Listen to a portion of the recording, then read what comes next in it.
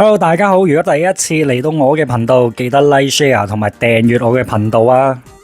今次我同大家介紹嘅係一個超級矚目嘅模型啊，Metal Build 神高達，呢個係《機動武鬥傳 G 高達》入面嘅經典機體，而家終於有咗 MB 嘅版本啊 ，fans 點可以唔心動啊？準備好未？我哋一齊睇下佢有幾正先。首先講下呢款 Metal Build 神高達嘅設計真係靚到爆燈啊！佢用咗合金打造，質感同埋份量都係一流嘅，拎上手啊好有重量噶。背後嘅圓環同埋機身嘅金色同埋紅色配搭，完美還原咗啊動畫入面嘅神高達造型啊！仲有最特別咧，佢可以咧變成神高達二式，即係30周年紀念外傳入面嘅進化版啊！雙形態嘅玩法真係抵玩到喊啊！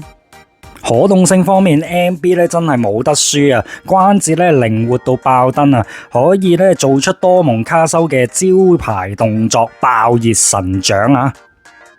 仲附送咗咧日輪特效件同埋其他配件，擺 pose 啊任你中意啦，影相打卡簡直呢隻就係一流啊！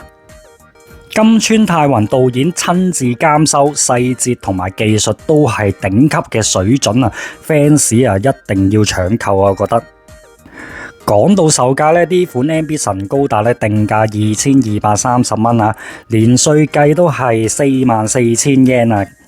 真係物有所值，發售日期咧係2025年8月啊。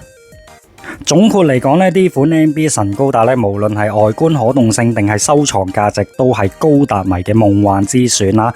2230換嚟咁正嘅模型，絕對值得期待啊！中意嘅朋友咧，記得咧去有信譽嘅鋪頭嗰度訂購啦。我哋下集再見啦，拜拜。